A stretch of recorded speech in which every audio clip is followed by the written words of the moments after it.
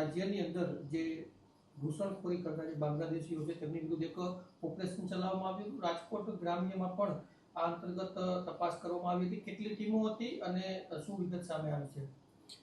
આપણા ગુજરાત રાજ્યમાં માનનીય ડિપ્ટી સીએમ સર, માનનીય ડીજીપી સરના નિર્દેશ મુજબ અને આ રેન્જમાં માનનીય રેન્જ આઈજી સાહેબના માર્ગદર્શનમાં ઓપરેશન ડેલ્ટા હન્ટ હેઠળ 140 જેટલા શંકાસ્પદ લોકોને ચેક કરવામાં આવ્યા અને આપણા રાજકોટ ગ્રામ્ય જિલ્લામાં 15થી વધારે ટીમોની સંરચના કરવામાં આવી, જે અલગ અલગ જગ્યા પર શંકાસ્પદ લોકોની આઈડી, આનો મૂવમેન્ટ, આના ડિજિટલ ડાટા બધું ચેક કર્યો હતો.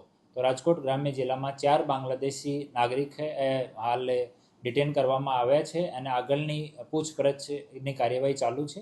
4 મહિલાઓ છે અને હાલ અલગ અલગ પોલીસ સ્ટેશનમાં રાખેલી છે, ત્યાં એની પૂછપરછ કરવામાં આવી રહી છે. સાહેબ, અમને કોઈ આશરો કોણે આપ્યો હતો, એમની વિરુદ્ધ કઈ કાર્યવાહી થશે? શું કેટલા સમયથી આવ્યા હતા એવું? આ તમામ બાબતમાં અમુકના 1 વર્ષ થયો છે, અમુકને 2-3 વર્ષ થઈ ગયા. આનો જો સમયગાળો છે એ અલગ અલગ છે.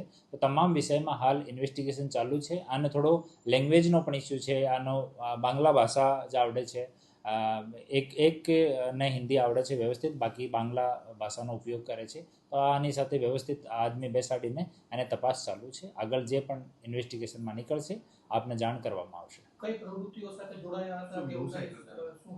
હાલ પ્રાઇમરી જો પૂછપરછ થઈ છે એમાં એ લોકો મજૂરી કામ પોતાનો વ્યવસાય બતાવ્યો છે.